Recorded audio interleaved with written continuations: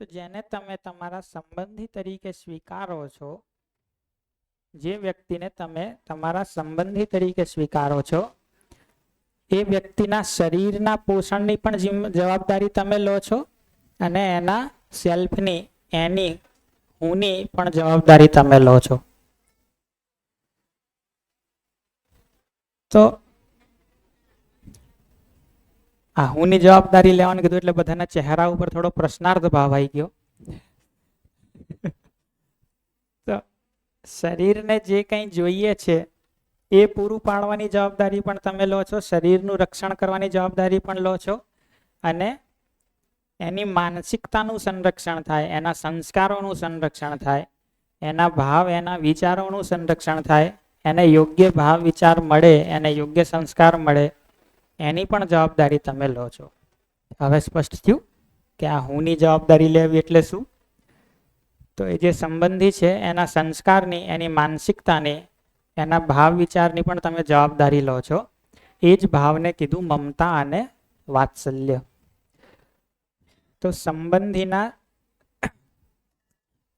શરીરના પોષણ અને સંરક્ષણની જવાબદારી એટલે મમતા અને સંબંધીના હું પ્રત્યેની જવાબદારી એટલે વાત્સલ્ય.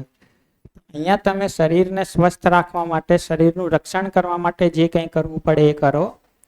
અહીંયા સંબંધીને સમજદાર અને જવાબદાર બનાવવા માટે જે કંઈ કરવું પડે એ કરો. એને કહેવાય વાત્સલ્ય. ઠીક.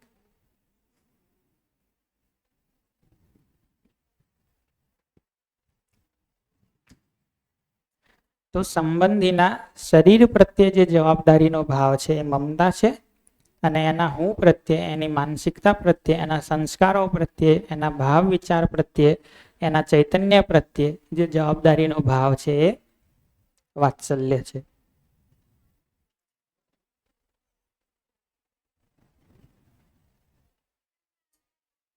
તો એને ભૂખ લાગી હોય તો ખાવાનું ખવડાવીએ, એનું સ્વાસ્થ્ય જળવાઈ રહે એનું ધ્યાન રાખીએ, એ બધું મમતા છે.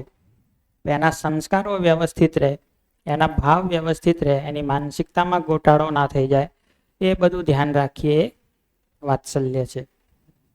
એના શરીરનું પોષણ કરીએ એ મમતા છે, એને સમજણ આપીએ, એના સંસ્કારોનું પોષણ કરીએ એ વાત્સલ્ય છે.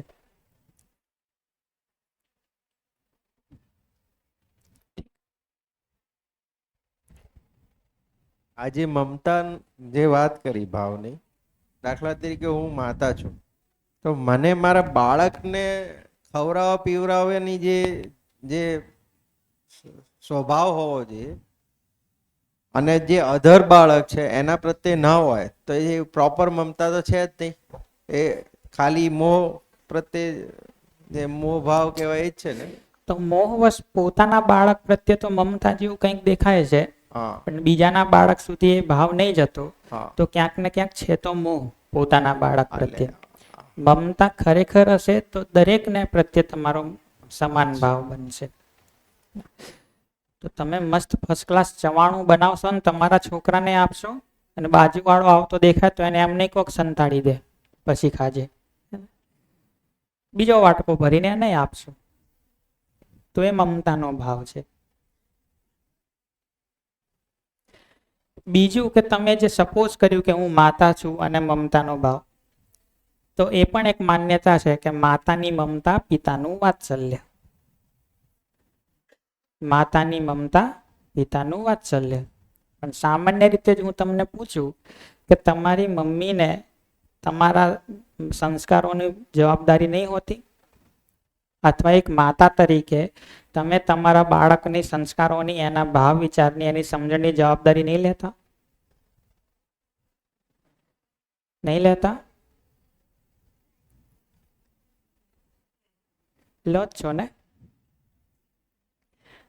તો એક પિતાને એના બાળકના શરીરના પોષણ સંરક્ષણની જવાબદારી નહીં હોતી?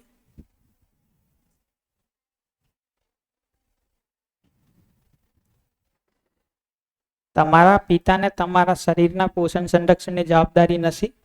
અથવા તો એક પિતા તરીકે તમને તમારા બાળકના પોષણ સંરક્ષણની જવાબદારી નથી?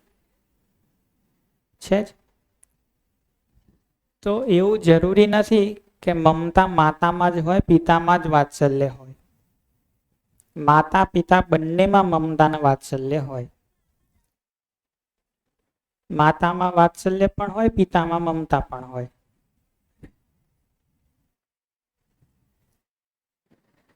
પણ કોઈ એક થોડુંક ડોમિનેટિંગ હોય, પ્રધાનતામાં હોય. તો માતામાં શું પ્રધાનતામાં હોય? મમતા. પિતામાં પ્રધાનતામાં શું હોય? વાત્સલ્ય. તો જેમ કે છોકરું રીસાણું હોય તો પિતાને પ્રધાનતામાં વાત્સલ્ય હોય.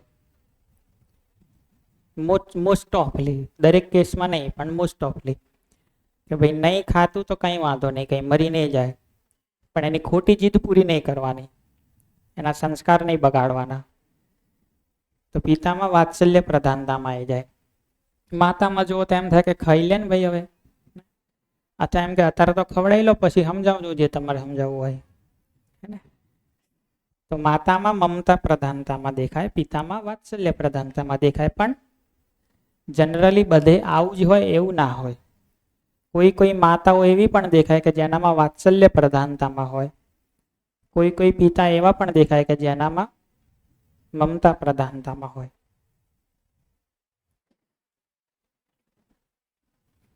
અને કોઈ દુર્ઘટના બની અને બાળકને માતા અથવા પિતા બેમાંથી કોઈ એક જ છે, તો સિંગલ પેરેન્ટ તો બંનેની જવાબદારીઓ નિભાવે જ છે. મમતાએ આપે છે અને વાત્સલ્ય આપે છે. પણ એ દુર્ઘટના ના પણ બની હોય તો એ સાદા સીધી સરસ પરિસ્થિતિમાં પણ માતા પિતા બંનેમાં મમતા અને વાત્સલ્ય તો દેખાય જ છે.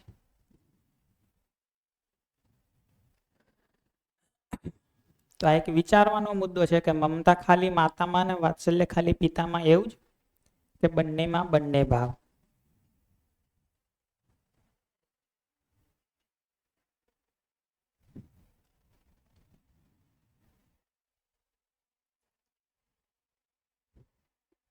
તો માતા પિતા બંનેમાં બંને ભાવ જોવા મળે. હજી જો તમને ભાવ વિશેની સ્પષ્ટતા વધારે થાય અને તમે જોઈ શકો તો તમને દેખાય કે ઘણીવાર તમારાથી નાના વ્યક્તિ પણ તમારા પ્રત્યે મમતા ભાવથી પ્રસ્તુત થતા હોય. તમારો દીકરો કે તમારી દીકરી પણ તમને ઘણીવાર કહે કે લ્યો ખાઈ લો હવે. તો તમારું બાળક પણ તમારા પ્રત્યે મમતા ભાવથી પ્રસ્તુત થઈ શકે. ક્યારેક તમે કંઈક ખોટું કરતા હો તો તમારા બાળક તમને ઠપકો આપે કે આ ખોટું છે, આવું ના કરાય. તો બાળકમાં પણ માતા પિતા પ્રત્યે મમતા અને વાત્સલ્ય જોવા મળી શકે.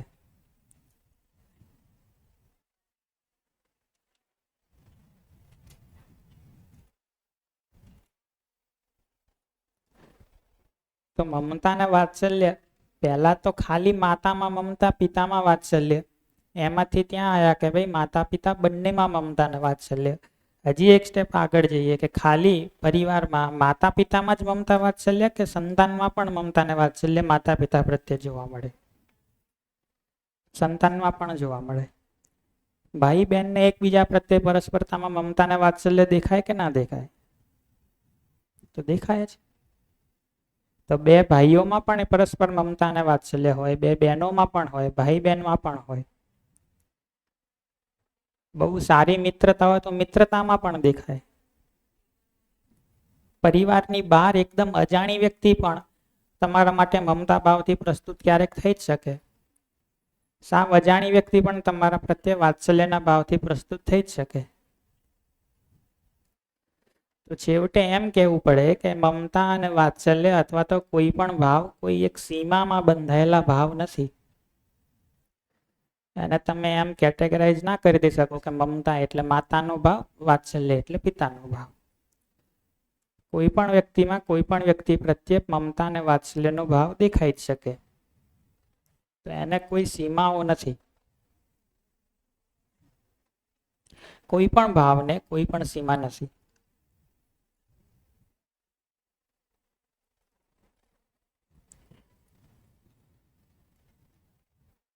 એ બરાબર લાગે છે?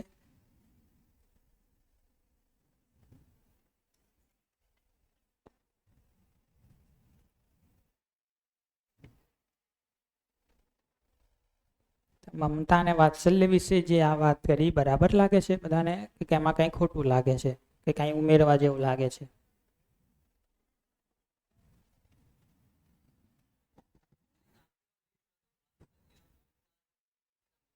લિસ્ટ આવશે હમણાં પાછું છેલ્લે.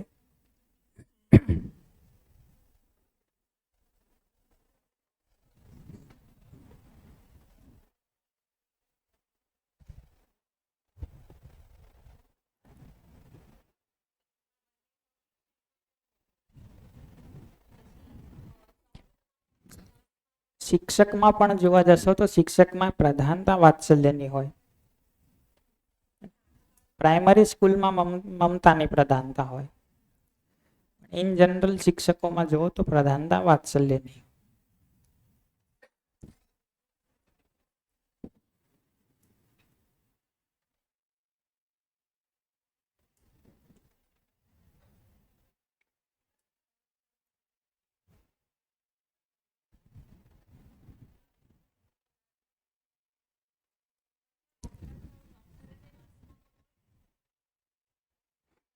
ડોક્ટર અને નર્સ પણ જો સારા ભાવથી કામ કરતા હોય તો એનામાં પણ મમતાનો ભાવ આવી શકે.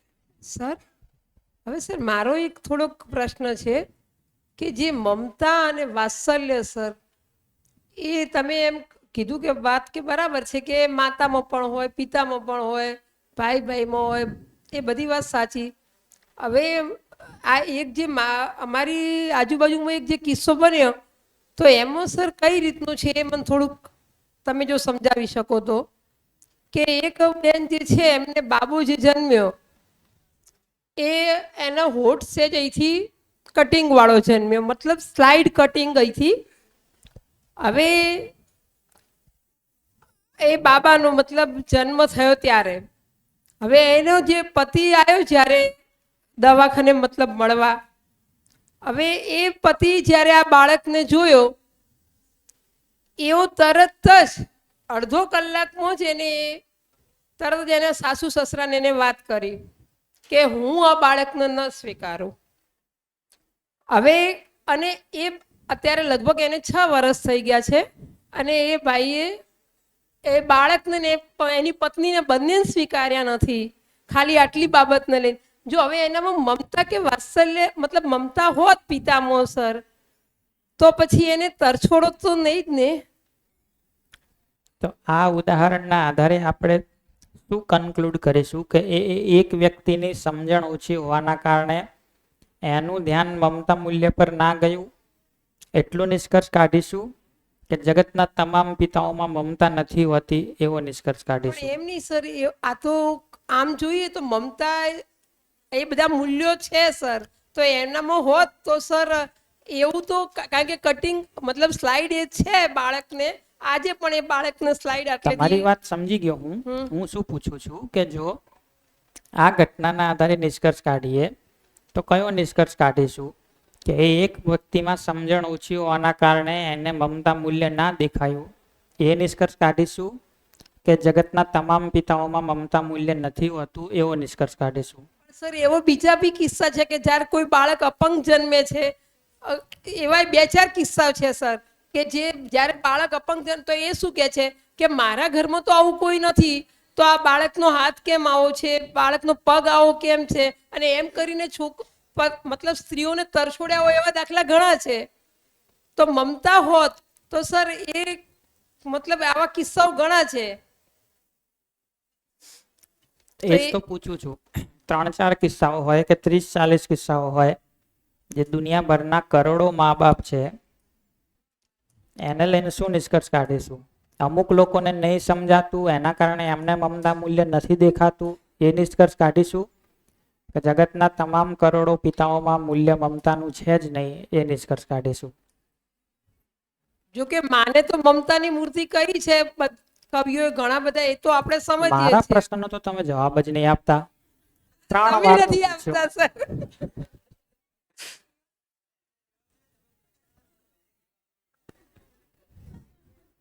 લ્યો માઇક જ પાછું વાળી દીધું. હું ફરી એક વાર પૂછું, આવા 3-4 કિસ્સાઓ બન્યા, એના આધારે શું નિષ્કર્ષ કાઢીશું અમુક વ્યક્તિઓમાં સમજણ ઓછી છે એટલે એમને મમતા મૂલ્ય ના દેખાયું, એવો નિષ્કર્ષ કાઢીશું કે જગતના તમામ કરોડો નહીં અબજો પુરુષોમાં મમતા મૂલ્ય છે જ નહીં, આવો નિષ્કર્ષ કાઢીશું. એવું તો ના કહી શકાય કે દરેક પુરુષને એક લાકડી ના આંકી શકાય કે આ બધા જ પુરુષો આવા છે કે બધા પુરુષો, પણ જ્યારે આવું સમાજમાં બનતું હોય. એમસીક્યુ છે, એ અથવા બી, આટલું જ.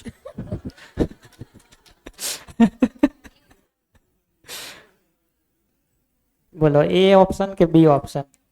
એટલે બી ઓપ્શન તો રોંગ જ છે, એ તો હું બી સમજુ છું કે કરોડો પુરુષને આપણે એવું ના કહી શકીએ કે એમનામાં મમતા નથી જેમ, અને એ તો દરેક પાસામાં એવું છે. પણ આ જસ્ટ સર આવા જોઈએ છીએ ત્યારે એવું લાગે છે કે પિતામાં મમતાનું પ્રમાણ. તમારે માનવું હોય તો માની જ શકો ને, પણ સામે તમને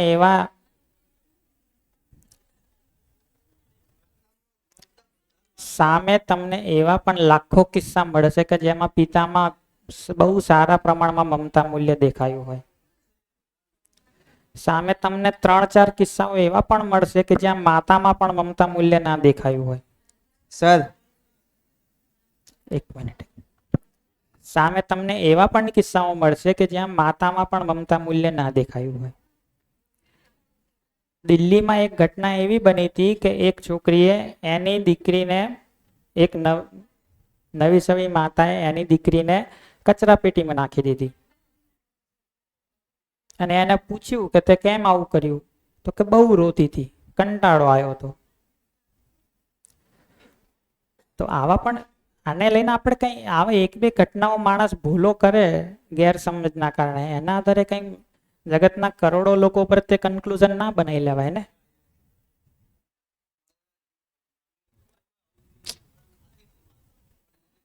એના કારણે કે તમે આખા કરોડો લોકોનું કન્ક્લુઝન થોડું કાઢી લેશો. એ 2-4 લોકોને નહીં સમજાણું તો એમણે ભૂલો કરી. હા, એક રિયલ કિસ્સો કહું. ગઈ સાલે જ અમારા ટ્યુશન પર એક પિતા, જેમનો છોકરો 2 પગે અપંગ છે, ચાલી નથી શકતો, તો એ બચપનથી અત્યાર સુધી એમને વેઠે જ છે ને, એમની ભાષામાં એમ કહો તો. બાકી એમનો સ્નેહ છે ત્યારે જે આજ બી એમને, એ છોકરો સીડીઓ નથી ચડી શકતો કદાચ, તો એના પિતા 3 વર્ષ સુધી અમારે ત્યાં જે ટ્યુશન મૂકે છે, ઉપાડીને ઉપર સુધી લઈને આવે છે અને છોકરાને ભણાવે છે. સામે એ પણ કિસ્સો છે, એ પિતા જ કરી રહ્યા છે ને, આ રિયલ એ કિસ્સો જ તો છે. કહું છું, ઘણી જાતના કિસ્સા મળશે, 2 પક્ષના કિસ્સા મળશે. કન્ક્લુઝન એ બધાના આધારે કાઢીશું કે સહજ રૂપે મને શું સ્વીકાર થાય છે એના આધારે કન્ક્લુઝન કાઢીશું.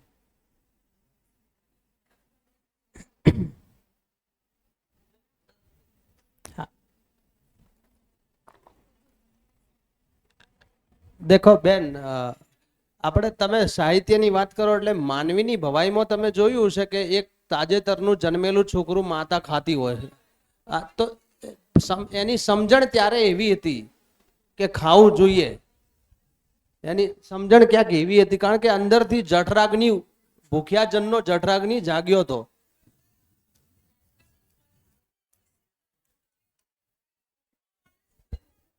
એ જવા દો.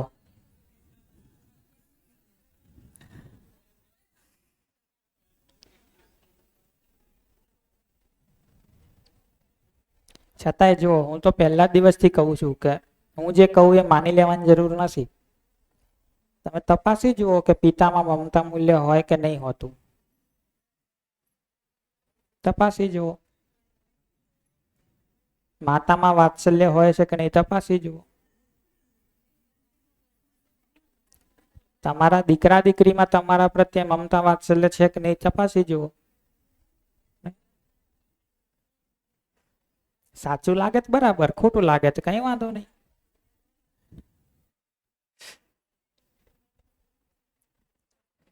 તપાસી જુઓ, પણ તપાસ કરો તો થોડી વ્યવસ્થિત તપાસ કરવી. કોઈ એક જ કિસ્સો પકડીને એને જનરલ કન્ક્લુઝન કાઢી લેવું એવું ના કરાય.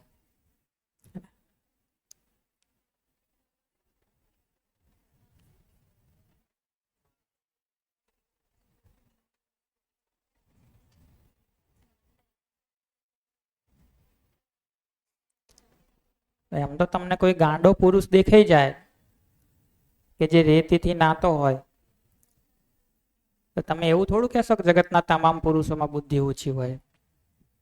ભાઈ એકનામાં એવું દેખાય છે ને, એના કારણે એવું થોડું કહેવાય કે પુરુષોમાં બુદ્ધિ ઓછી.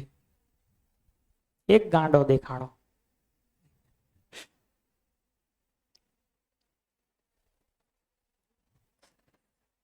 તો મમતા અને વાત્સલ્ય બેને જોડે જોડે સ્ટડી કરવાનું કારણ પણ એ કે બંને બહુ અલગ નહીં પડતા, બંને બહુ સાથે સાથે જ જોવા મળે. બીજું કારણ એ પણ છે કે આપણા ઘર પરિવારમાં બાળકને મમતા અને વાત્સલ્ય બંને પૂરતા પ્રમાણમાં મળે એ જરૂરી છે કે માત્ર મમતાથી ચાલી જશે? બંને જરૂરી છે. આપણા ઘરની સ્થિતિ જોઈએ તો આપણે બાળકના શરીરની જ જવાબદારી માત્ર લીધી છે કે બેની જવાબદારી લીધી છે?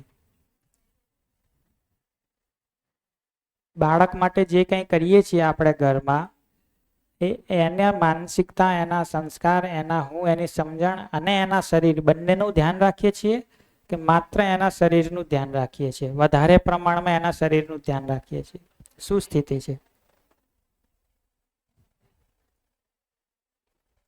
બંને પ્રત્યે જવાબદારી દાખવીએ છીએ કે ખાલી શરીર પ્રત્યે વધારે?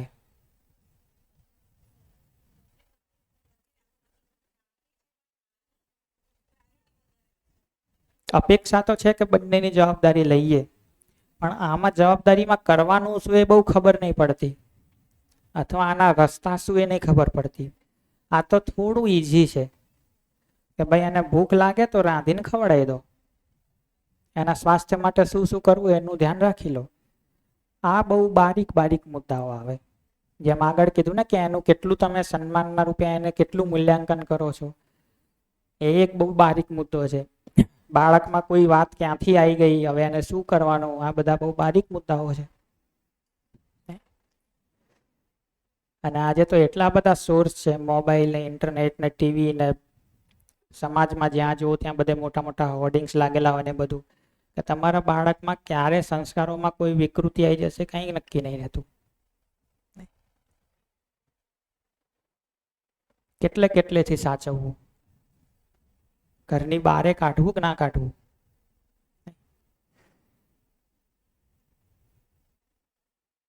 શું કરવું? તો આ એક થોડો અઘરો મુદ્દો છે. એના માટે થોડી વધારે સમજણ જોઈએ માતાની, પિતાની. એના માટે માતા પિતાનું એક લેવલ જોઈએ કે વાત્સલ્યને બરાબર જવાબદારીથી નિભાવી શકે.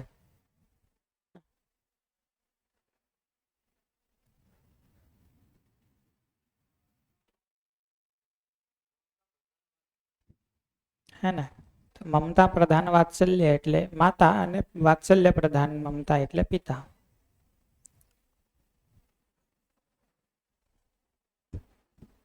તો નીચે એ જ લખ્યું છે કે શું આપણે આ બંને સુનિશ્ચિત કરી શકીએ છીએ કે માત્ર મોટે ભાગે મમતાનું જ ધ્યાન રાખીએ છીએ?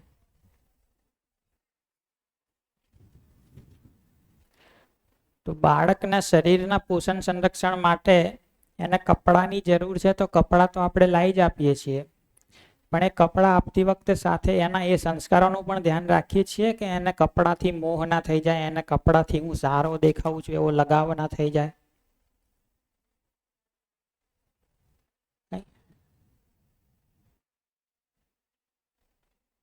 બાળકને કોઈ સારી વાનગી તો જમાડીએ છીએ, પણ સાથે એ ધ્યાન રાખીએ છીએ કે એને સ્વાદમાં જ સુખ છે એવી માન્યતા ના બની જાય.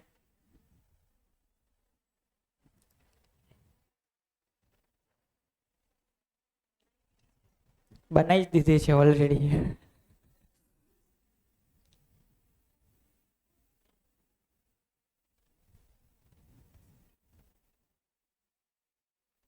તો તમે જોશો તો બાળકનો જન્મદિવસ આવે ત્યારે જે પ્રવૃત્તિઓ કરીએ છીએ એને જરાક વાત્સલ્યની દ્રષ્ટિએ જોઈ જુઓ તો. એક તો એને નવા કપડાં પહેરાવીએ, પછી એના વખાણ કરીએ કે મસ્ત લાગે, પછી એના ફોટાઓ પાડીએ. શું સાબિત કર્યું? નવા કપડાં, મોંઘા કપડાં, સારા કપડાં પહેરવાથી સન્માન મળે, ધ્યાન મળે. એની પછી જે આખી બધી પ્રવૃત્તિઓ કરીએ છીએ એમાં બાળકને સુખી કરીએ છીએ કે બાળકને આવેશિત કરીએ છીએ? તેના જન્મ દિવસે એના વાત્સલ્યને વધારે ધ્યાન રાખીએ છીએ કે એ જ દિવસે પથારી ફેરવીએ છીએ?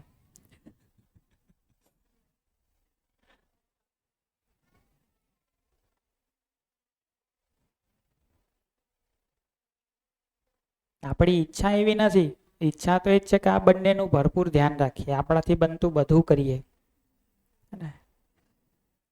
અને આપણાથી થાય એટલું કરવામાં કંઈ પાછી પાનીએ નહીં કરતા. ઉપરથી કદાચ જેટલું થાય એનાથી થોડું પોતાને પુશ કરીને વધારે જ કરીએ છીએ. પણ આ વાત્સલ્ય છે શું, અથવા તો આ સંસ્કાર, આ માનસિકતા, આ ભાવ વિચાર, આ બધું શું છે? આ માન્યતાઓ કઈ રીતે ક્યાંથી બની જાય, કઈ માન્યતાઓ સાચી, કઈ માન્યતાઓ ખોટી, આ બધું આપણને જેટલું બારીકીથી નહીં ખબર કદાચ, એટલે બાળકનું પણ એટલું બારીકીથી ધ્યાન નહીં રાખી શકતા.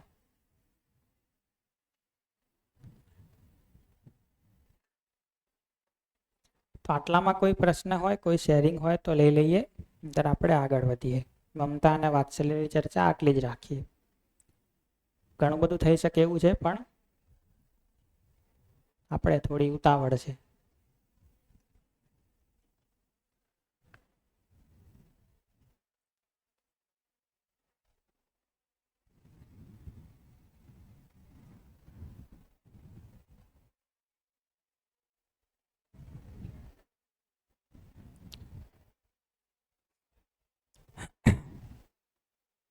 તો એ જ ક્રમમાં જોશો તો 6થા નંબરનું જે મૂલ્ય છે, જે શ્રદ્ધા.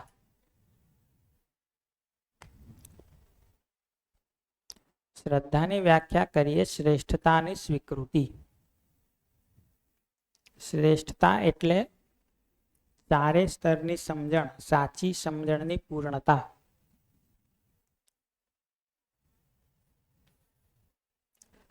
તો જે વ્યક્તિમાં સમજણની પૂર્ણતા છે, જે વ્યક્તિમાં ચારે સ્તરની સમજણ છે, એ વ્યક્તિ પ્રત્યે જે ભાવ બને એ છે શ્રદ્ધા. જે વ્યક્તિમાં સાચી સમજણની પૂર્ણતા છે, એ વ્યક્તિ પ્રત્યે જે સ્વીકૃતિનો ભાવ બને એ છે શ્રદ્ધા. કે જ્યાં હું એ વાત સ્વીકારું છું કે આમનામાં શ્રેષ્ઠતા છે, આમનામાં સાચી સમજણની પૂર્ણતા છે, આમનામાં વ્યક્તિ, પરિવાર, સમાજ અને પ્રકૃતિ એમ ચારે સ્તરની સમજણ છે. માનવની વ્યવસ્થા, પરિવારની વ્યવસ્થા, સમાજની વ્યવસ્થા, પ્રકૃતિની વ્યવસ્થા, એમ બધી જ સમજણ એમનામાં છે. એટલે મારે એમના જેવા બનવું છે, એ ભાવ છે શ્રદ્ધા. મારે એમના જેવા બનવું છે એ વધારે અગત્યનું છે.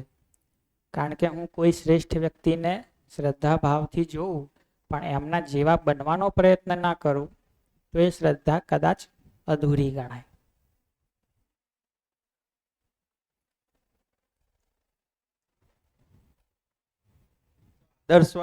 આદર્શવાદ ના થઈ જાય.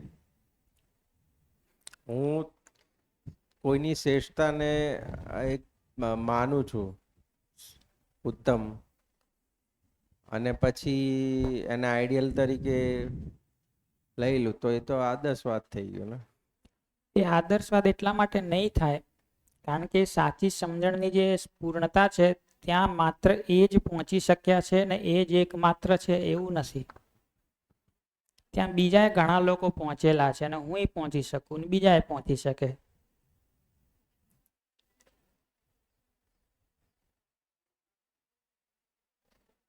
તો જેના પ્રત્યે શ્રદ્ધા છે એ એક જ વ્યક્તિ છે અને એમના જેવું બીજું કોઈ નથી, કોઈ ના થઈ શકે એવું વાત નથી. પણ એમનામાં શ્રેષ્ઠતા છે, એ જ શ્રેષ્ઠતા બધામાં થઈ શકે. હું એમના જેવો થઈ શકું.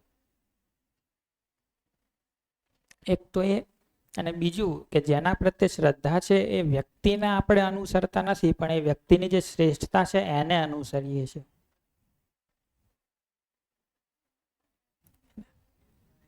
સાચી સમજણ એ જ શ્રેષ્ઠતા. હા, તો હું એમના જેવા બનવાનો પ્રયત્ન કરું છું અને એમના જેવો બની શકીશ એના માટે મહેનત કરું છું. પણ એમને એ જગ્યાએ સ્વીકારું છું કે એ ત્યાં પહોંચેલા છે, તો એ શ્રદ્ધા છે.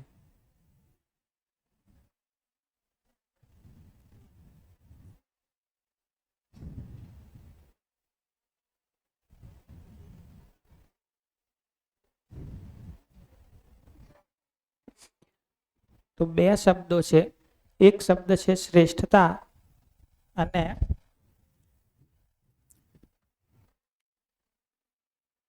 નાનકડી જગ્યામાં લખી નાખું.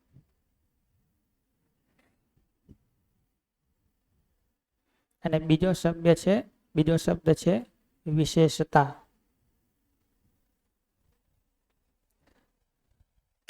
તો હું બહુ સારો ડોક્ટર છું તો હું વિશેષ છું,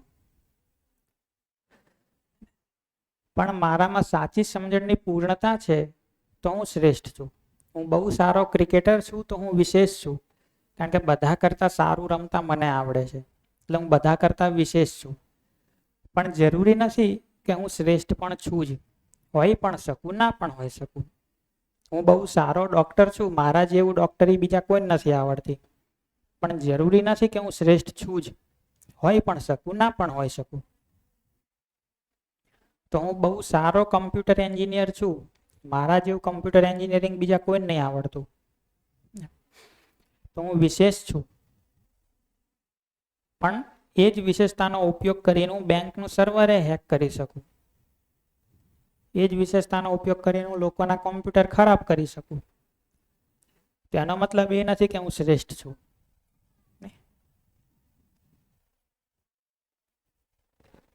આ બંને વચ્ચેનો ભેદ પકડાય છે, શ્રેષ્ઠ બનવું અને વિશેષ બનવું.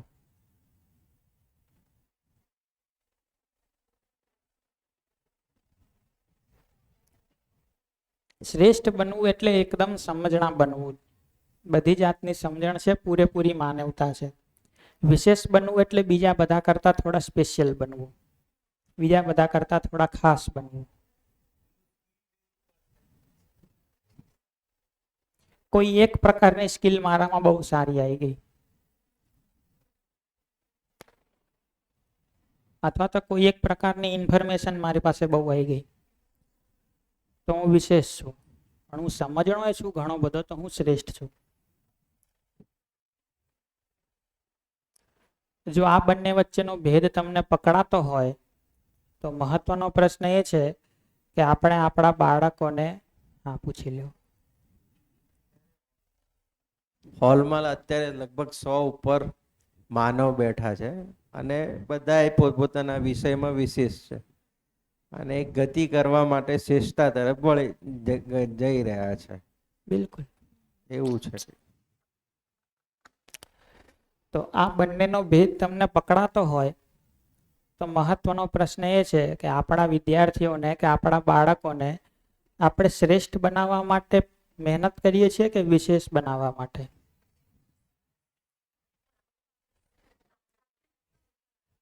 બાળકો તો શ્રેષ્ઠ બનવા માંગે છે, આપણે એમને શું બનાવવા માંગીએ છીએ? વિશેષ. હે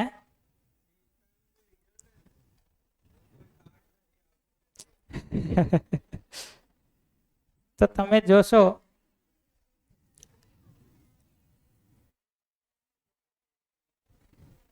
તો ક્લાસમાં પહેલો નંબર લાવવો એ શું છે? વિશેષતા છે, બીજા કરતા વિશેષ હોવું.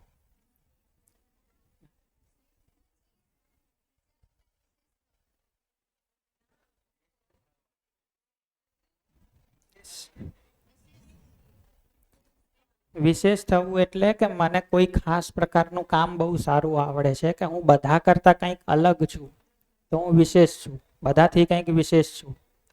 શ્રેષ્ઠ છું એટલે હું બહુ જ સમજણો છું, સાચી સમજણની મારામાં પૂર્ણતા છે, જે આ લખ્યું અહીંયા. તો ક્લાસમાં પહેલો નંબર લાવવો એ શું છે? વિશેષતા. અને ક્લાસમાં વિશેષ કેટલા લોકો બની શકે? એક જ. શ્રેષ્ઠ કેટલા લોકો બની શકે? બધા.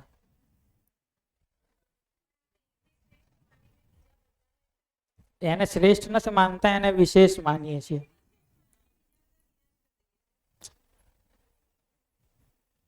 તો જો હાઈએસ્ટ નંબર કોણ લાવે, પહેલો કોણ આવે, એ જ માનસિકતા છે, તો આપણે બાળકોને વિશેષતાની દોડમાં લગાડીએ છીએ.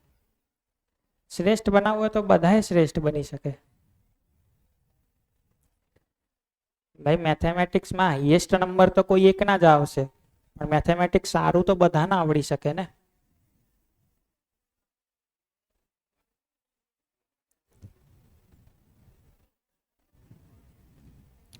અચ્છા, બીજો ફરક જોશો ને શું છે? શ્રેષ્ઠતા અને વિશેષતા વચ્ચે બીજો શું ફરક છે? તો વિશેષતા એ જગ્યા છે કે જ્યાં હું બીજાને મારા જેવો બનતા રોકું.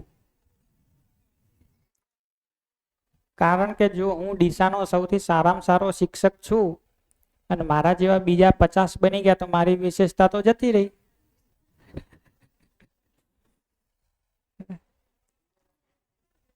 તો હું ગમે તેમ કરીને બીજાને ત્યાં આવતા રોકીશ તો મારી વિશેષતા જળવાઈ રહે.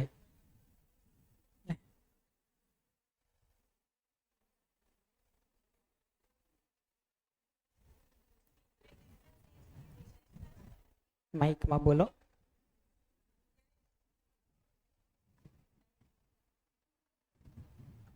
વિશેષતામાં એ છે કે અત્યારે એટલું મોડર્નાઇઝેશન થાય છે ને કે આપણે વિશેષતા આજે છે પણ કદાચ કાલે વિશેષતા ના રહે, અને શ્રેષ્ઠતામાં શું છે એ તો રહેવાની જ છે. તો બીજો ફરક એ છે કે તમારા વિશેષતા છે તો તમને સતત ભય છે કે મારી વિશેષતા જળવાઈ રહેશે કે છીનવાઈ જશે. શ્રેષ્ઠતા છે તો કોઈ ભય નથી.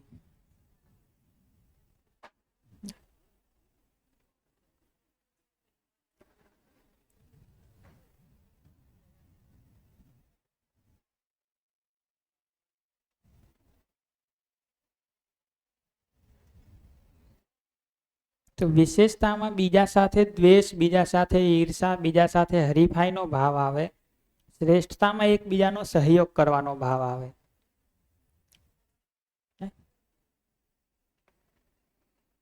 તો અમારે ત્યાં એક મિત્ર પરિવાર છે, એમની દીકરી 9માં ભણતી હતી. તો એમને એવું ધ્યાનમાં આવ્યું કે એની ક્લાસમેટના મમ્મી પપ્પા, એના વર્ગની બીજી દીકરીઓના મમ્મી પપ્પા એમને એવું શીખવાડે છે કે તને કંઈ આવડતું હોય, તને કંઈ ના આવડતું હોય તો તારે બીજાની જોડેથી શીખી લેવાનું, પણ તને કંઈ આવડતું હોય તો તારે કોઈ નહીં શીખવાડવાનું.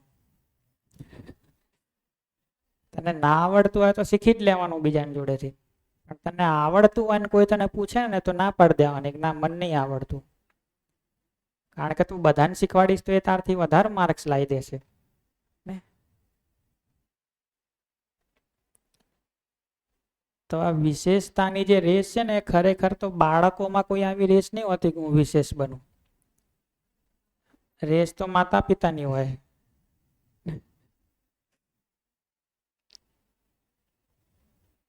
પછી એક ઉંમર સુધી આવતા આવતા બાળકોની માનસિકતા એવી થઈ જાય કે હું વિશેષ બનું.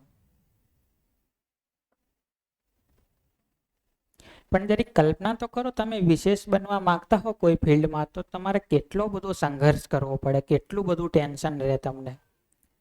બધાથી આગળ રહેવા માટે પહેલા તો કેટલી મહેનત કરવી પડે, પછી બધાથી આગળ આવી જાવ પછી બીજા ત્યાં ના પહોંચે એના માટે કેટલું મથવું પડે, અથવા તો બીજા ત્યાં આવતા હોય તો તમારે સતત આગળ આગળ વધતા રહેવું પડે કારણ કે કોઈ તમને ઓવરટેક ના કરી જાય. કેટલી બધો સંઘર્ષ, કેટલો બધો તણાવ. અને શ્રેષ્ઠતામાં તો એકદમ શાંતિ, ઉપરથી બધાને મદદ કરીશું, ભાઈ હાલો તમે આવો આગળ.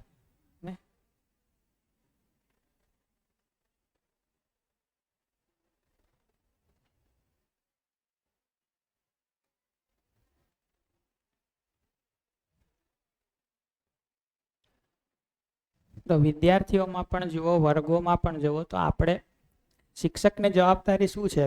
વિશેષ બનાવવા વિદ્યાર્થીઓને કે શ્રેષ્ઠ બનાવવા? શ્રેષ્ઠ બનાવવા.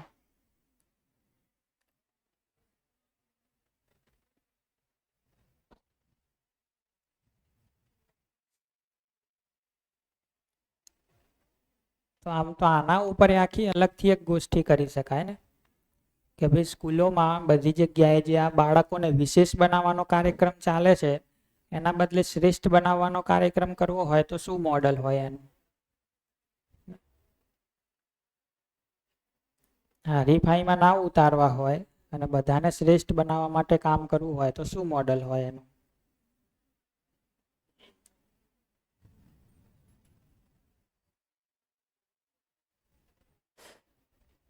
મોડલ જે હોય એ પહેલું કામ તો એ કે શિક્ષકોએ શ્રેષ્ઠ બનવું પડે. શિક્ષકોએ તો ત્યાં પહોંચવું પડે ને પહેલા.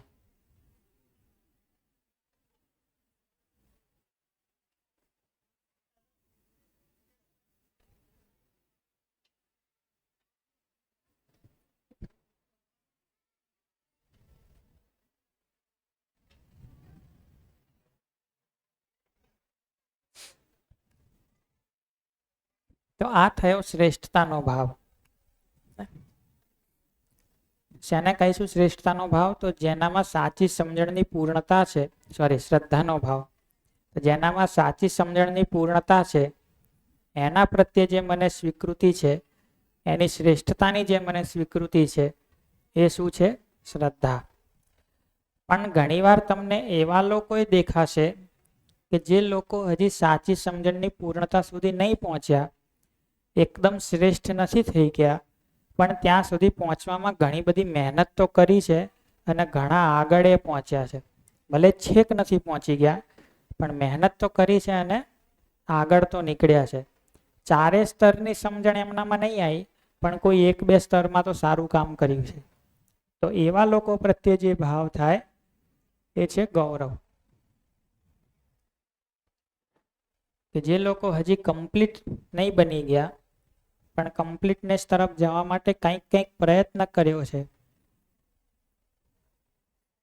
અને કંઈક નાની મોટી ઉપલબ્ધિ તો મેળવી છે, તો એમના પ્રત્યે જે સ્વીકૃતિનો ભાવ બને એ શું છે? ગૌરવ.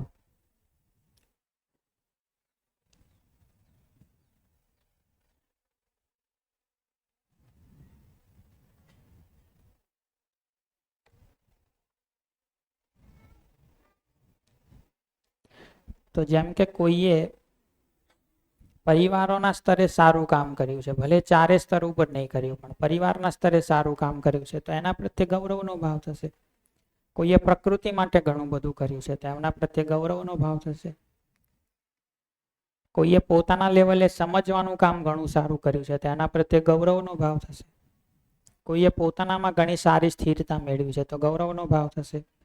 કોઈએ સમાજ માટે કંઈક સારું કર્યું છે, તેના માટે ગૌરવનો ભાવ થશે. અને જેને ચારે સ્તરનું કામ પૂરું કરી લીધું, શ્રેષ્ઠતા જેને પામી લીધી, એના પ્રત્યે શ્રદ્ધા.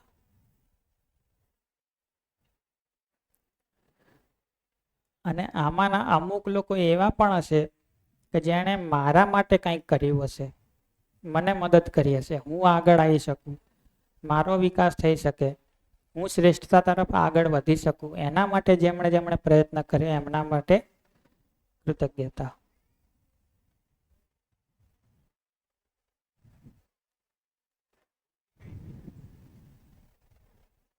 ક્યાં ગયા વિશાલભાઈ?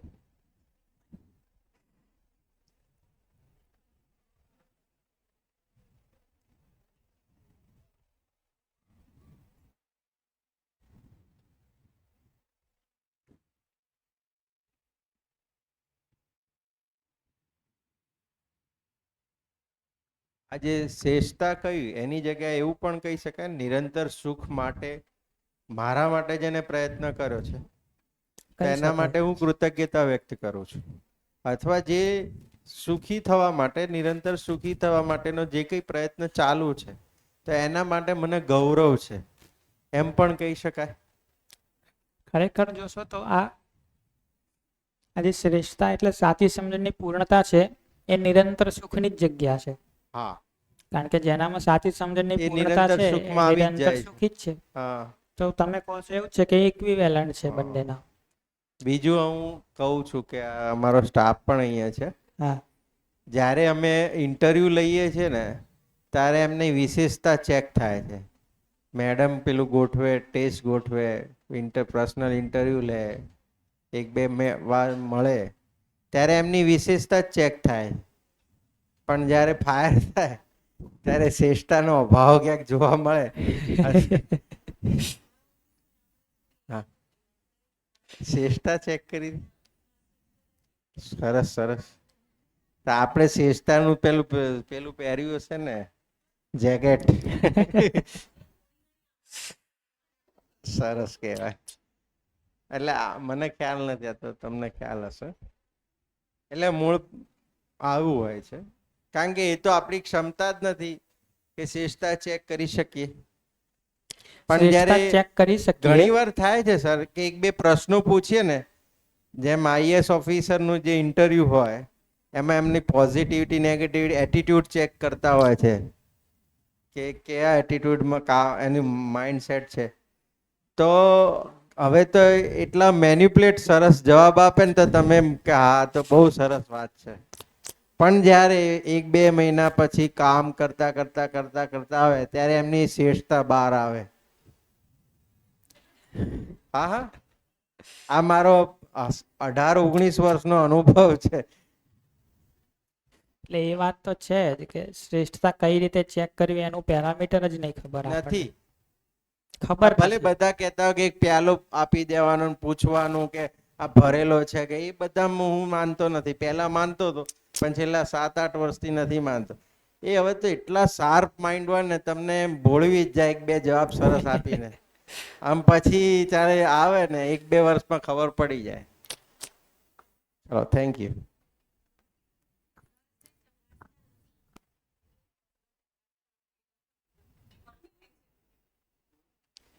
શું માની લે છે?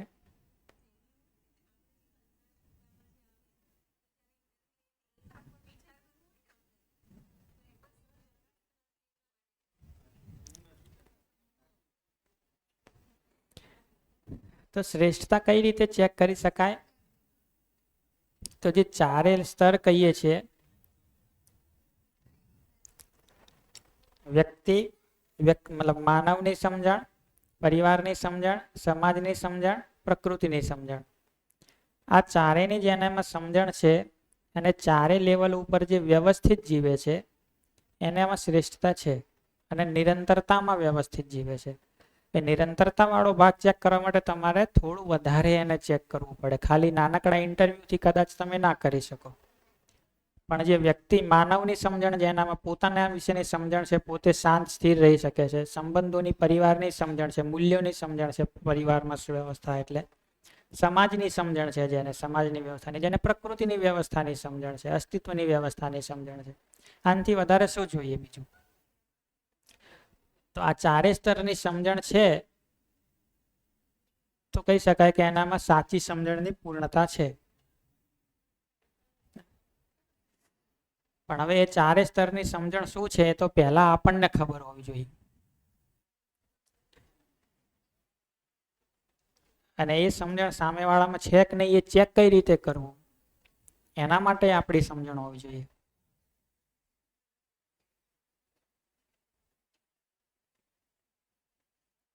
એટલે જ તમે જોશો કે શ્રદ્ધાના બદલે ઘણી બધી વાર ખોટી જગ્યાએ માણસ શ્રદ્ધા કરી બેસે. કારણ કે ચેક નહીં કરી શકતા કે આનામાં સાચી સમજણની પૂર્ણતા છે કે નથી.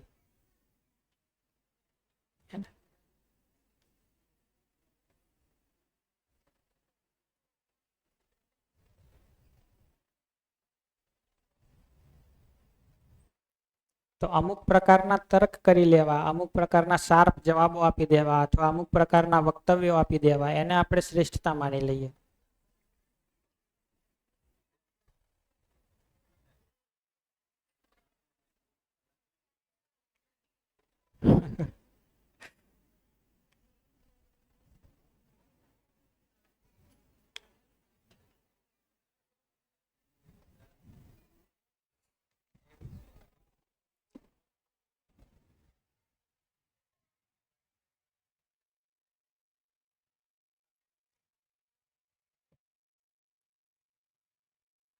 તો આ જે કૃતજ્ઞતાનો ભાવ છે ને, કે મારા માટે જેણે મદદ કરી હોય એના પ્રત્યે જે ભાવ છે એ કૃતજ્ઞતાનો ભાવ. તો એમાં ક્યારેક સિમ્પલ એક્સરસાઇઝ વારંવાર જે અમે કહેતા હોઈએ શિબિરોમાં કરવાની, ક્યારેક કરી જોવાય કે આ શિબિર સફળતાથી ચાલી શકે એના માટે આપણે કોના કોના પ્રત્યે કૃતજ્ઞ છીએ. તો આ શિબિર સારી રીતે ચાલી શકે એના માટે આપણે કોના કોના પ્રત્યે કૃતજ્ઞ છીએ. તો એનું લિસ્ટ બનાવીએ તો એમાં કોણ કોણ આવે, કોના કોના પ્રત્યે કૃતજ્ઞ છીએ.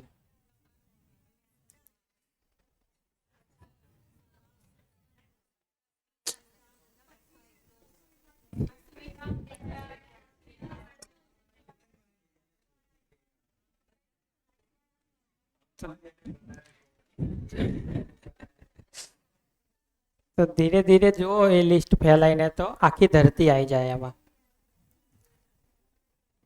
કોઈ બાકી ના રહે. કારણ કે આ ટીવી જેણે બનાવ્યું, આ માઇક જેણે બનાવ્યું, આ હોલ જેણે બનાવ્યો.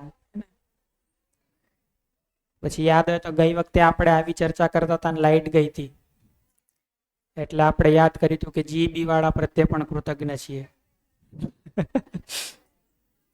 એમણે યાદ દેવડાયું હતું. તો એ રીતે જોઈએ તો જે લોકો મારા પ્રત્યે આ કોઈ પણ ભાવથી પ્રસ્તુત થાય છે અથવા મને સહયોગ કરે છે, એ તમામ વ્યક્તિ પ્રત્યે હું કૃતજ્ઞ થઈ શકું. પણ કૃતજ્ઞ થવામાં ઘણીવાર જોશો કે આપણો પોતાનો અહંકાર આડે આવતો હોય. આપણને એમ લાગતું હોય કે મને વળી કોણ સહયોગ કરે, અથવા આ નાના માણસનું આમાં શું કામ.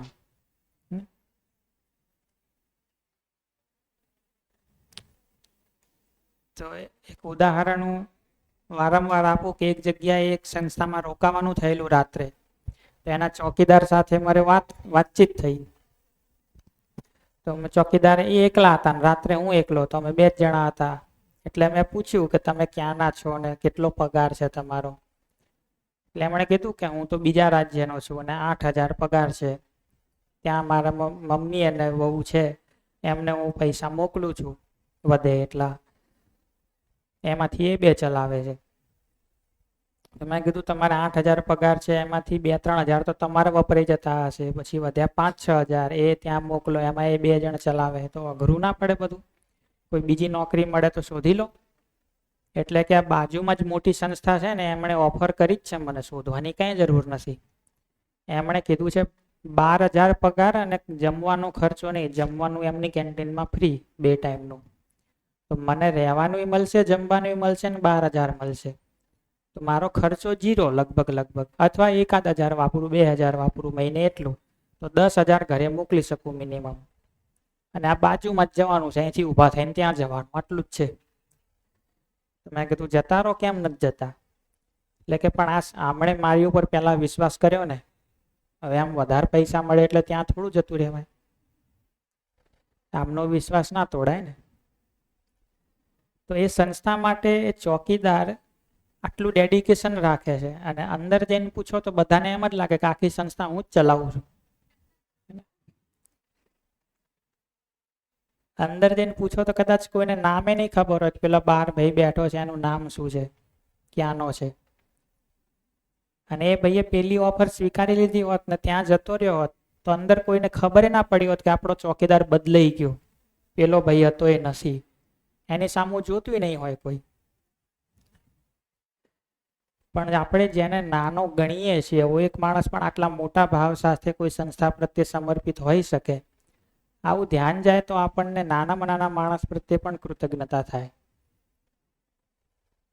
હું એક ડગલું ચાલી શકું છું, એક શ્વાસ લઈ શકું છું, એનામાં આખી ધરતીનો સહયોગ છે. એકલો શું કરી લેવાનું? ક્યારેક એક ટાઈમ થાળી તમારી સામે જે પીરસાઈ હોય એને વિચાર કરો કે આ એક ટાઈમનું ભોજન મને મળ્યું, એના માટે હું કોનો કૃતજ્ઞ છું, કોના પ્રત્યે આભારી છું. તો જેણે રાંધ્યું, જેણે પીરસ્યું, જેણે બજારમાં વેચ્યું, જેણે ઉગાડ્યું, જેણે આ ટ્રાન્સપોર્ટેશન કર્યું, જેણે આ થાળી બનાવી, થાળીનું મેટલ કોકે કાઢ્યું, એમ વિચારશો તો આખી ધરતી આવી જશે એમાં. તો આખી ધરતીના, આખી માનવ જાતિના સહયોગથી મને એક ટાઈમનું ખાવાનું મળે છે. અને તોય અહંકાર એટલો બધો છે કે આખી ધરતી હું જ ગોળ ગોળ ફેરવું.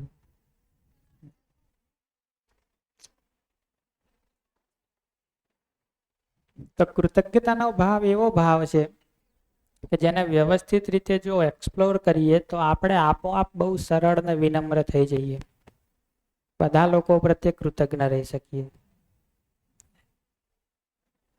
આપણો જે ઈગો છે, આપણો જે અહંકાર છે, એકદમ આપોઆપ ડાઉન થઈ જાય, બધા પ્રત્યે સારો ભાવ જન્મે.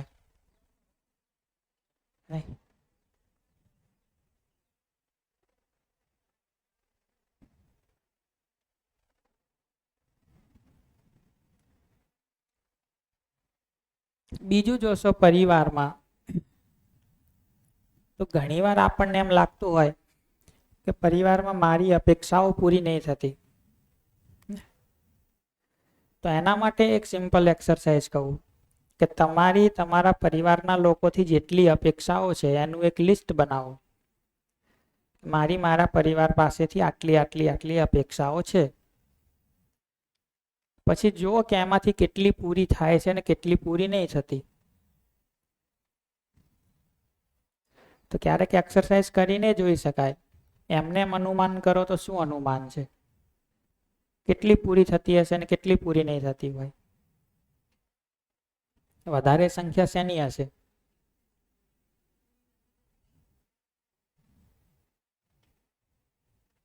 કરી જુઓ ક્યારેક એક્સરસાઇઝ. તમારા પરિવારના લોકોથી કેટલી કેટલી અપેક્ષાઓ છે. માની લો 100 અપેક્ષાઓ નીકળે. 100 માંથી કેટલી પૂરી થતી હશે, કેટલી પૂરી નહીં થતી હોય.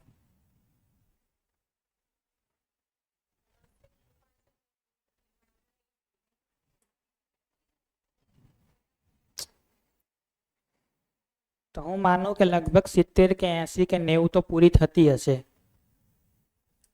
10-15 પૂરી નહીં થતી હોય. પણ ધ્યાન ક્યાં જાય છે?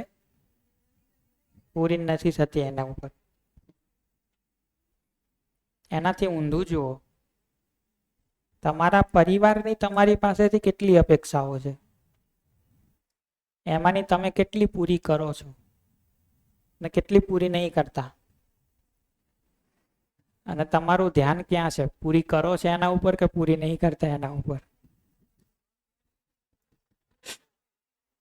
ક્યાં ધ્યાન છે?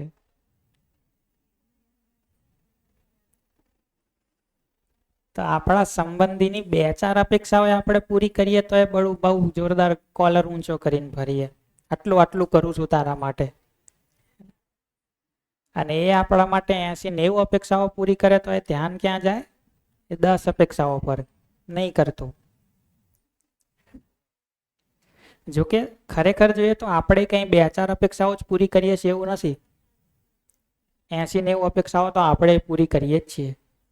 આપણે કંઈ એવા ખરાબ નથી. પણ પ્રશ્ન એ છે કે મારા માટે જેટલું કંઈ થઈ શકે છે એના ઉપર અને જે નથી થઈ શકતું એના પર, એમ બંને ઉપર બેલેન્સ ધ્યાન રહે છે કે જે નથી થતું ખાલી એની ઉપર જ ધ્યાન જાય છે અને ફરિયાદો થયા કરે છે. તો મારા માટે જે થઈ શકે છે એની ઉપર પણ ધ્યાન જાય તો હું પરિવાર પ્રત્યે પણ કૃતજ્ઞ થઈ શકું. મારા માટે આટલું કર્યું છે આ લોકોએ. ઇનફેક્ટ અત્યારે તમે શિબિરમાં સવારથી સાંજ સુધી શાંતિથી બેસી શકો છો એ પરિવારની કૃતજ્ઞતા માનવા જેવું જ કામ છે, નહીં? પરિવારનો સહયોગ ના હોત તો થોડા સવારથી સાંજ સુધી મસ્ત બેઠા હોત, એસી મન શાંતિથી સાંભળતા હોત.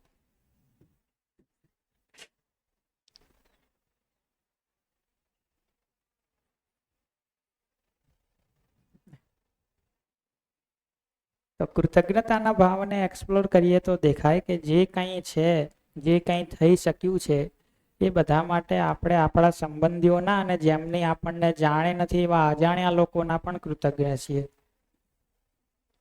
તો કોઈ ખોટો અહંકાર પાડી લેવાની કે બહુ ખોટી ફરિયાદો કરવાની જરૂર નથી.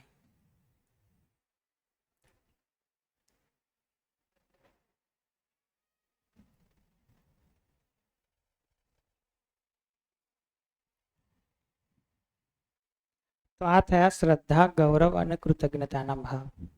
જેનામાં શ્રેષ્ઠતાની પૂર્ણતા છે એના પ્રત્યે શ્રદ્ધા, જેમણે શ્રેષ્ઠતા માટે પ્રયત્ન કર્યો છે એમના પ્રત્યે ગૌરવ, જેમણે મારી શ્રેષ્ઠતા માટે પ્રયત્ન કર્યો છે એમના પ્રત્યે કૃતજ્ઞતા.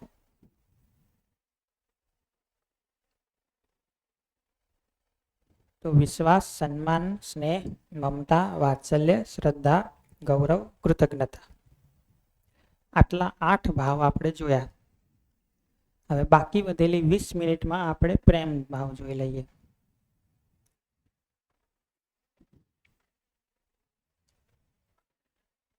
પ્રેમ વિશે વાત કરવામાં મને દર વખતે એવું લાગે કે પ્રેમ શું છે એ વાત કરવી હોય તો 2-3 મિનિટમાં જ થઈ જાય. બાકીની બધી ચર્ચા તો પ્રેમ શું નથી એનામાં જ થાય. કારણ કે એના વિશે એટલી બધી માન્યતાઓ બનાવી લીધી છે આપણે કે એનું જ મોટું જંગલ ઊભું થઈ ગયું છે.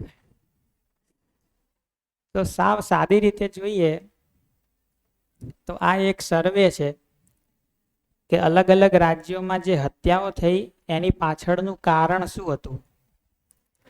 તો 4 રાજ્યોમાં મુખ્ય કારણ નીકળ્યું પ્રેમ પ્રકરણ. તો આ તો નક્કી પ્રેમ નથી જ, કે જેના આધારે આટલી બધી હત્યાઓ થઈ હોય. આ તો પ્રેમ નથી જ. તો પ્રેમ શું છે એ ખરેખર સમજવાની જરૂર છે, ખાસ કરીને યુવાનોએ. કે જેમને એમ લાગે છે કે તું નહીં મળે તો 30-40 લોકોને મારી નાખીશ, અથવા તો જેમને એમ મળે છે કે જેમને એમ લાગે છે કે આ મળી જાય તો બધું મળી જાય.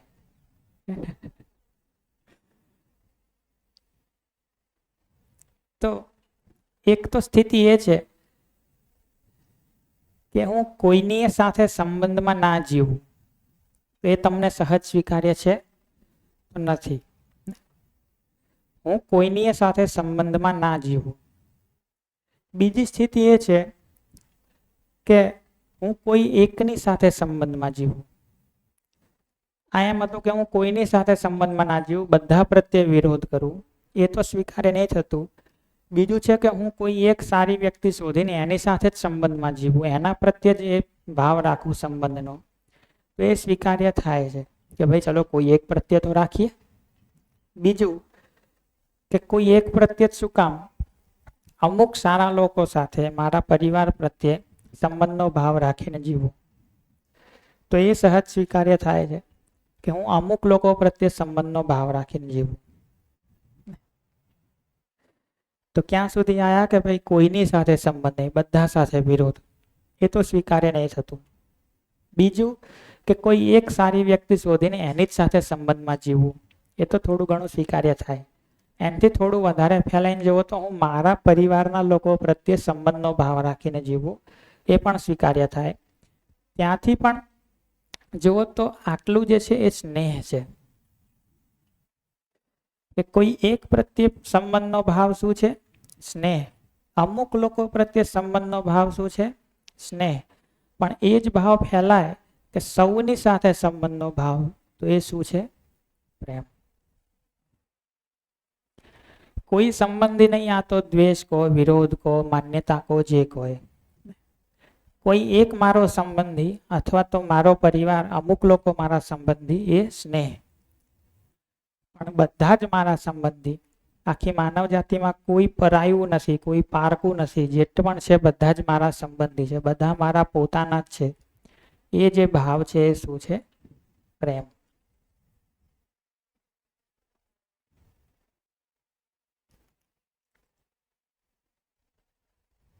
તો પ્રેમની સાચી વ્યાખ્યા જોશો તો એ છે કે હું દરેક વ્યક્તિને સંબંધી તરીકે સ્વીકારું.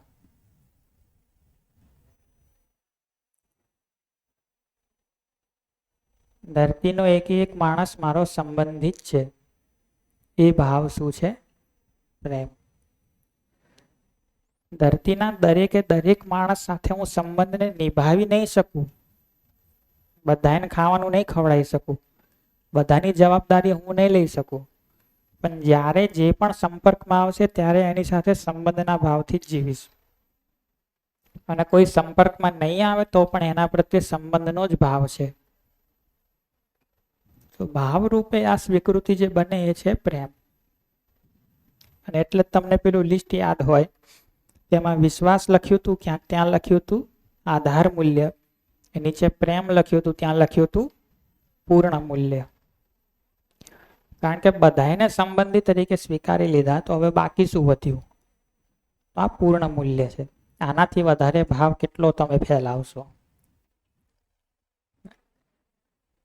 તો ભાવની જે મહત્તમ રેન્જ છે, બધા જ મારા સંબંધી છે, એ છે પ્રેમ.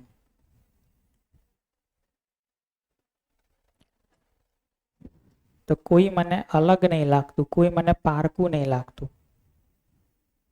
બધાને હું મારા પોતાના તરીકે જ જોઉં છું. તો એ છે પ્રેમનો ભાવ.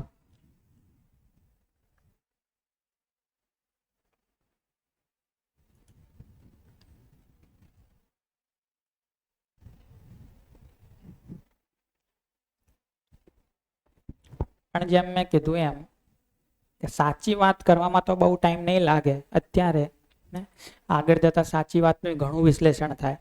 પણ હમણાં તો ખોટી વાતો કેટલી છે થોડું એને જોઈ લઈએ કે પ્રેમ વિશે માન્યતાઓ શું શું છે. તેનું એક સામાન્ય લિસ્ટ છે આવું. આ લિસ્ટને તમે ઘણું લાંબુ બનાવી શકો, એના પર તમે પીએચડી કરી શકો, એટલું બધું રિસર્ચ થાય. નાનકડું લિસ્ટ છે કે સંવેદનાથી માન્યતાથી ભ્રમિત થઈને કોઈ જાતનો આવેશ બની જાય મારામાં, એને શું માનીએ છીએ?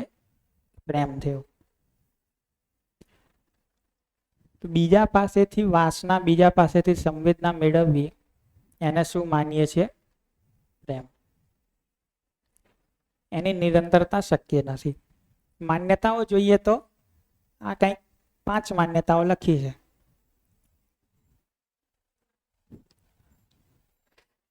પણ જેમ મેં કીધું એમ તમે ઘણી વધારે બીજી આમાં ઉમેરી શકો.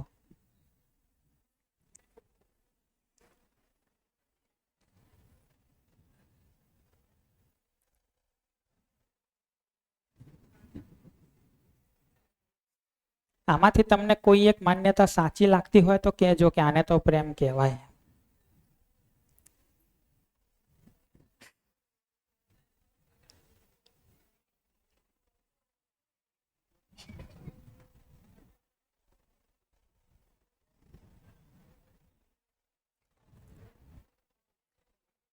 તો પહેલી નજરમાં પ્રેમ થાય કે પ્રેમ હોય તો પહેલી નજરમાં બધા સંબંધિત લાગે? ખરેખર પ્રેમ હોય તો જ્યાં નજર પડે ત્યાં બધે સંબંધિત દેખાય.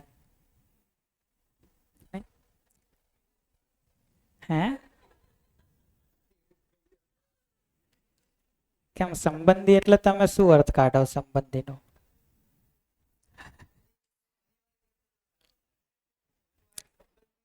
સંબંધી શબ્દ પ્રત્યેની તમારી માન્યતાઓ ખરાબ છે એવું અર્થ નીકળે. સંબંધી શબ્દ થોડો ખરાબ છે. માતા પિતા એ સંબંધી છે. માતા પિતા એ સંબંધી છે, ભાઈ બહેન એ સંબંધી છે. હા, તો બધા સંબંધી છે એ ભાવ છે. તો હવે જે માતા સમાન છે, માતાને પ્રત્યેનો મતય તરીકેનો સંબંધ જોઈશું. આપણી ઉંમરના છે એને મિત્ર અથવા બેન તરીકે જોઈશું. નાના છે એને પુત્ર પુત્રી તરીકે જોઈશું.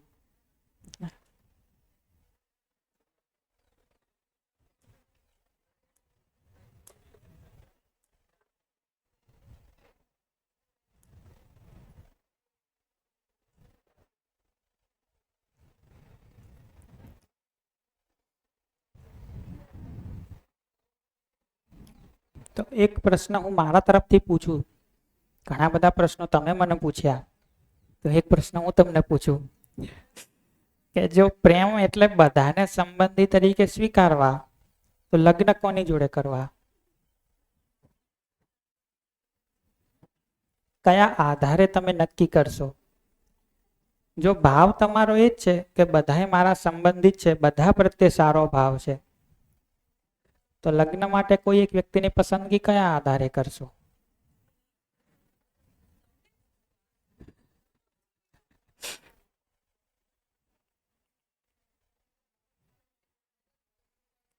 અથવા ચાલો તમારે તો જ્યાં ત્યાં મેળ પડી ગયો, પણ હવે જે તમારા બાળકો છે એને કઈ રીતે સમજાવશો કે લગ્ન કયા આધારે થાય? શું સમજાવશો એમને? વિશ્વાસ તો બધા ઉપર કરશું, સન્માન બધાયનું કરશું, સ્નેહ બધા પ્રત્યે હશે, મમતા વાત્સલ્ય શ્રદ્ધા ગૌરવ બધા પ્રત્યે હશે, તો લગ્ન કોની સાથે કરશું? કેવી રીતે નક્કી કરશું?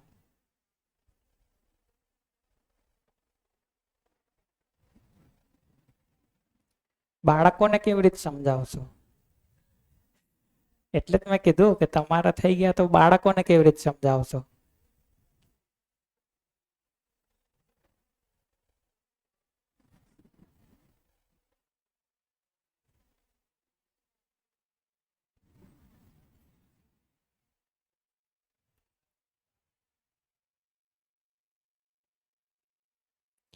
તો એક શિબિરમાં એક માતા અને એની 2 દીકરીઓ આવ્યા હતા.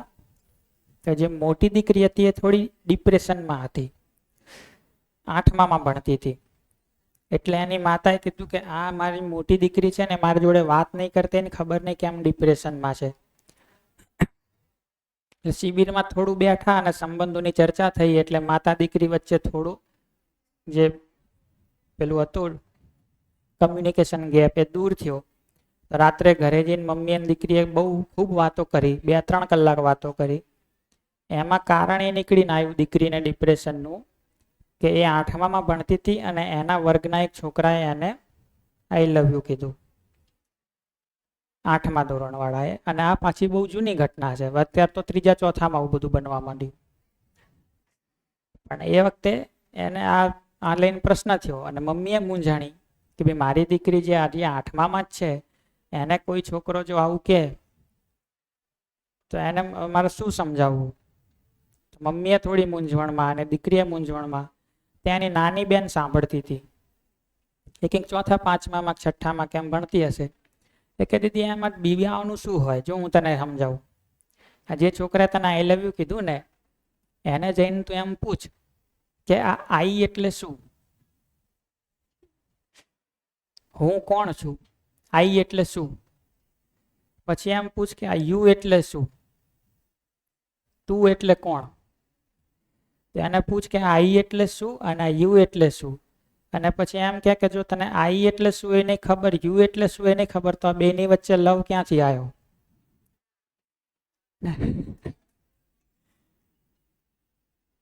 તો એણે બહુ શાર્પ લોજિક લગાવ્યું. પણ અત્યારે તો ખરેખર એવું જ છે, હું કોણ છું એ નહીં ખબર, બીજું કોણ છે એ નહીં ખબર. આ બધું કઈ રીતે સમજવાનું એ એક પ્રશ્ન છે. એક પ્રબોધક સાહેબ કોલેજમાં પ્રોફેસર હતા, એટલે હજી છે. એટલે એક કોલેજનો છોકરો એમને જોઈ ગયો, એણે ક્યાંકથી સાંભળ્યું હશે કે આ સાહેબ શિબિરો લે છે ને શિબિરમાં બધી સંબંધની એવી વાતો કરે છે. એટલે એક પ્રોફેસરને કે સાહેબ મારે તમને મળવું છે. એટલે પેલા કે આવી જાઓ ઓફિસમાં. ઓફિસમાં ગયો છોકરો અને ઊભો રહ્યો સામે. પછી પ્રોફેસર સાહેબે પૂછ્યું કે શું પ્રશ્ન છે તારો? હવે તમે બધા જુઓ કે તમે કોઈ પ્રશ્ન લઈને આવો તો કેટલો લાંબો પ્રશ્ન ચાલે ને, તમારો પ્રાઇવેટ પ્રશ્ન લઈને આવો તો. આ ભાઈનો પ્રશ્ન એકદમ ક્લિયર કટ, એક જ વાક્યમાં, મારો સંબંધ કરાવો.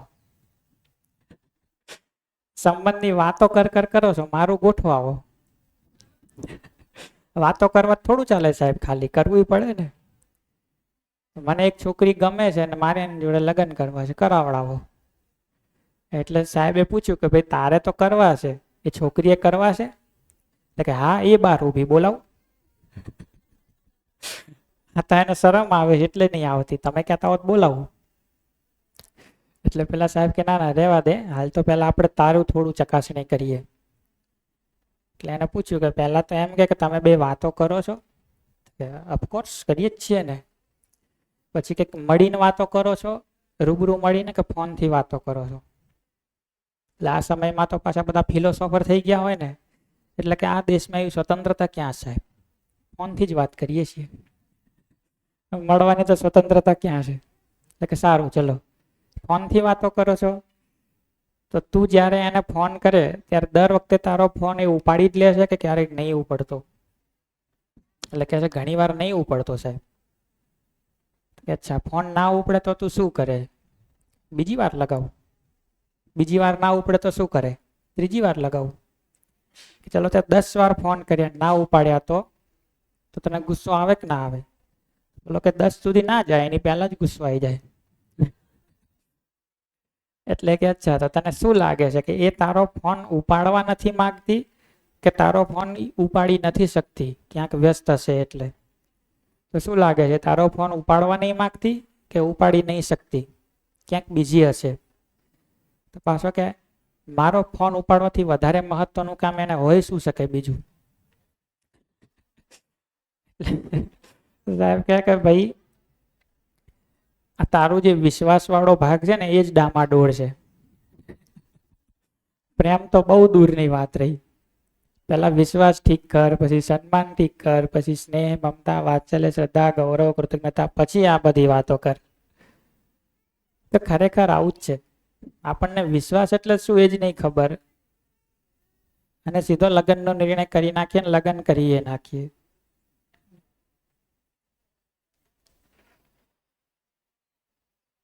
પછી દિવસમાં ઘણી વાર વિશ્વાસ ડામાડોળ થઈ જાય.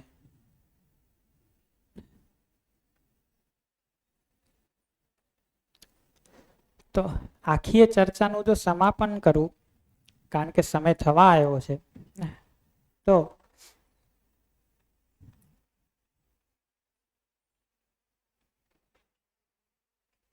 આખા દિવસ દરમિયાન આપણે આ 9 મૂલ્યોની ચર્ચા કરી. થોડી ઝડપથી ચર્ચા કરી, કારણ કે કાલે આપણે શિબિર પૂરી કરવાની છે, અને નહીંતર લગભગ 1.5-2 દિવસ સુધી આપણે આરામથી એક એક ભાવની ચર્ચા કરત. પણ સંક્ષેપીકરણ કરી દઈએ તો સામેની વ્યક્તિ પણ મારા સુખ સમૃદ્ધિના અર્થમાં જ છે એવી આશ્વસ્તિ બને, એ એના પ્રત્યે વિશ્વાસનો ભાવ. એ વ્યક્તિ પ્રત્યે આશ્વસ્તિ તો છે, પણ એની યોગ્યતા હાલ કેટલી છે એ યોગ્યતા એને હું ચકાસી શકું, અને એ જ્યાં છે ત્યાં એને જોઈ શકું, એનું યથાયોગ્ય આકલન કરી શકું, એ સન્માન. એના પ્રત્યે વિશ્વાસ છે, સન્માન છે, અને એને હું સંબંધી તરીકે સ્વીકારું, તો એ સ્નેહનો ભાવ છે. જેને હું સંબંધી તરીકે સ્વીકારું છું, એના શરીરના પોષણ સંરક્ષણની જવાબદારી લઉં છું, તો એ મમતા, અને એના જીવનની, એના સેલ્ફની, એના હુંની, એની માનસિકતાની, જે તમારે શબ્દ વાપરવો હોય, એના ભાવ વિચારની જવાબદારી લઉં છું, તો એ વાત્સલ્ય. જે વ્યક્તિ શ્રેષ્ઠતાની પૂર્ણતા સુધી પહોંચ્યા છે, સાચી સમજણની પૂર્ણતા સુધી પહોંચ્યા છે, એમના પ્રત્યે જે સ્વીકૃતિનો ભાવ બને છે એ શ્રદ્ધા. જે લોકો હજી છેક નથી પહોંચ્યા પણ ઘણો બધો પ્રયત્ન કર્યો છે, એ લોકો માટે જે ભાવ છે એ ગૌરવ. જે લોકોએ મારી શ્રેષ્ઠતા માટે પ્રયત્ન કર્યો છે એમના પ્રત્યે કૃતજ્ઞતા. ને આ જ ભાવોનો અભ્યાસ કરતા કરતા જ્યારે તમને એમ દેખાય કે ધરતી પરનો દરેક માનવ મારો સંબંધિત છે, કોઈ પારકું નથી, તો એ જે પૂર્ણ મૂલ્ય છે એ પ્રેમ. તો વિશ્વાસથી લઈને પ્રેમ સુધીની આખી ચર્ચા આપણે દિવસ દરમિયાન કરી, અને કમ્પ્લીટ 5:30 પૂરી કરી. પણ આ ચર્ચા હું એમ કહું કે અહીંયા જસ્ટ શરૂ થઈ, પૂરી નથી થઈ. કારણ કે આ ભાવને આપણે જીવવામાં જોઈ શકીએ, ધીરે ધીરે પોતાનામાં અનુભવી શકીએ. જ્યાંથી શરૂ કરો ત્યાંથી. એવું કંઈ જરૂરી નથી કે વિશ્વાસથી જ શરૂ કરવું, પહેલું લખ્યું એટલે કે પહેલી ચર્ચા કરી એટલે. તમને લાગે કે મમતા તમે બધામાં જોવાનો પ્રયત્ન કરો, ત્યાંથી શરૂ કરો. તમને લાગે શ્રદ્ધાથી શરૂ કરવું છે, સન્માનથી શરૂ કરવું છે, સ્નેહથી શરૂ કરવું છે, જ્યાંથી તમને મન પડે ત્યાંથી શરૂ કરો. પણ આ ભાવ આપણા વ્યવહારમાં, આપણા આચરણમાં, આપણી કલ્પનાશીલતામાં આપણને દેખાય, સ્થિર દેખાય, એમાં વિચલન ના થાય, એવો પ્રયત્ન કરીએ તો આ મૂલ્યોની ચર્ચા આપણા જીવનમાં ફળે, આપણામાં આ ભાવ જીવવામાં આવી શકે. તો એવો પ્રયત્ન કરીએ. આવતીકાલે મળીએ ત્યારે સમાજ પર ચર્ચા કરી લઈએ અને પ્રકૃતિ પર, અસ્તિત્વ પર ચર્ચા કરી લઈએ. તો આજના દિવસની ચર્ચા અહીંયા પૂરી કરીએ. ખૂબ ખૂબ ધન્યવાદ. નમસ્તે.